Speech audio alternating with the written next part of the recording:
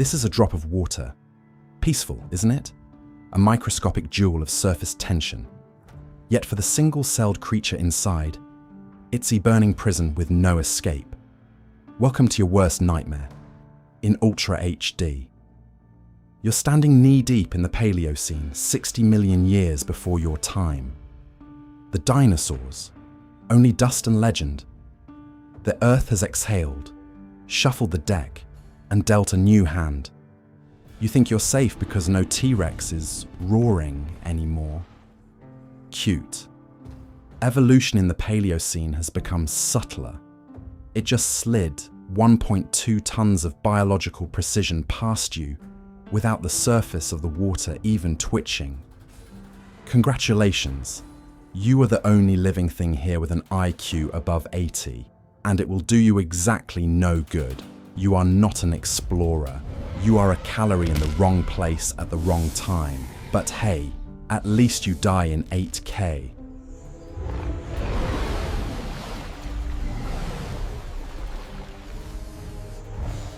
Forget the Hollywood version of an anaconda that swallows buses. Reality is far stranger. Imagine an organism nearly 15 meters long. To put that in perspective, a standard school bus. If its head were at the front bumper, its tail would still lie hidden behind the rear lights in the brush. This wasn't a whim of nature. It was a mathematical necessity for a planet in fever. Everything you think you know about reptiles, their sluggishness, their limits, their cold-blooded nature, is being invalidated by this spine. It is the physical limit of what a heart can endure when the world cranks the thermostat to maximum. The story of its discovery isn't a classic adventure. It's an industrial thriller. Scene: Cerrejón, Northern Colombia. One of the largest holes humans have ever gouged in the crust of this planet. Giant excavators, the size of apartment buildings, gnaw through layers of soot and prehistoric mud. In 2002, researchers find bones.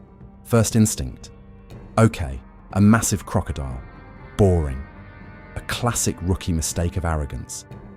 But when paleontologist Jason Head scanned the vertebrae, something strange happened. The structure was unmistakably snake, but the dimensions were absurdly wrong. Imagine finding an ant the size of a Labrador.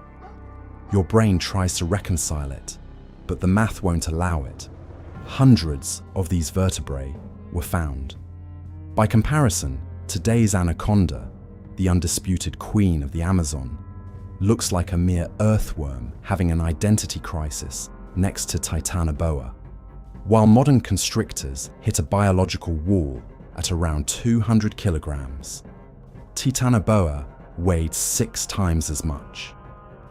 A single vertebra was so massive, you needed both hands to grasp it, like a sacred artifact from a time when physics was more generous. The evidence was clear. We had completely underestimated the post-dinosaur era. We thought it was a time of recovery. In truth, it was an era of excess. A 1,135 kilogram snake has serious logistics problems with gravity. On land, slipping and sliding through the undergrowth wouldn't have been locomotion. It would have been a soil compaction program. Its own organs would have been crushed under its weight.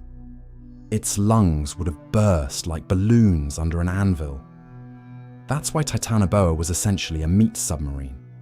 The water was its exoskeleton. Only buoyancy allowed it to move with shadow-like elegance.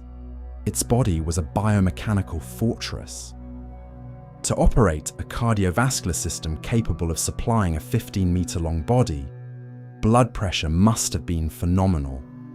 We're talking about pumping power that dwarfs modern reptiles. It had commitment issues with inertia. It was so specialized that it probably didn't even need to hunt actively. It had perfected the art of waiting. It was a black hole in the flow. Everything that swam in didn't swim out. Long thought to be a classic constrictor, devouring everything with hooves or fur. Recent skull analyses tell a far creepier story. Titanoboa was likely a specialized fish eater, but not trout-sized fish. Paleocene Colombia was a garden of giants, a place where Mother Nature apparently spiked the groundwater with steroids. We're talking about lungfish as big as grown men, massive turtles with shells as thick as bank vault doors. Titanoboa didn't just bite, it had hundreds of backward curved teeth, functioning as a biological one-way street. Once prey was in its grasp, there was no escape, no pulling, no wriggling. It elevated the biomechanics of killing to a new level. It didn't slowly crush its victim like a modern python. It caused an instantaneous physical short circuit in the victim's brain via extreme external pressure.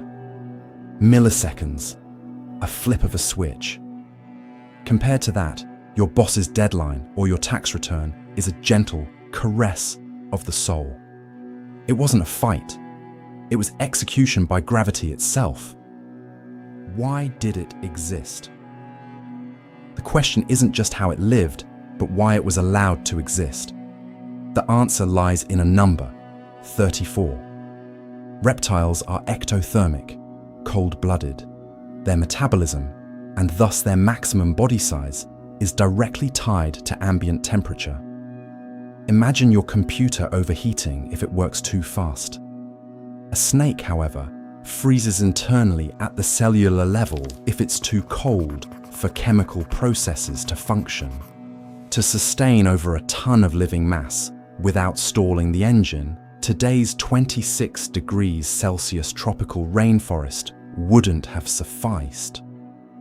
The Kerajon Formation is a hidden archive of climate history. It reveals a planet with constant 30 to 34 degrees Celsius heat, everywhere, day and night, all year. Titanoboa was, essentially, a living thermometer. Looking at it, you're not just seeing a snake, you're seeing a physical projection of a planet cranked to maximum thermostat. It is a monument to what happens when the energy balance of the atmosphere goes haywire.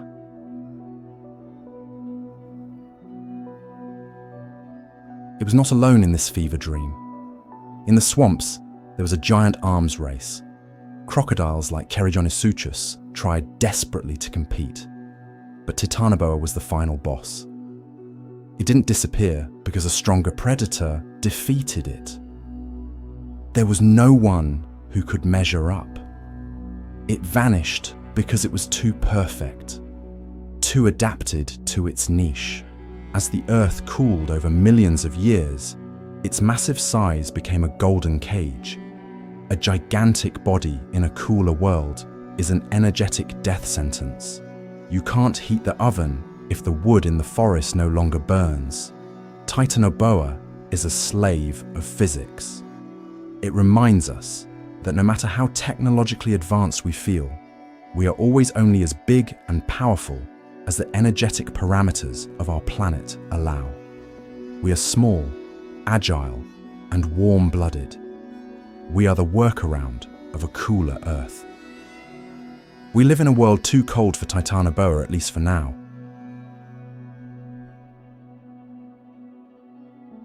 But what if temperatures rise again? If the tropics permanently exceed 30 degrees Celsius, the blueprints for these giants are not erased. They lie in the DNA archive, waiting for the right moment to unleash the next generation of behemoths.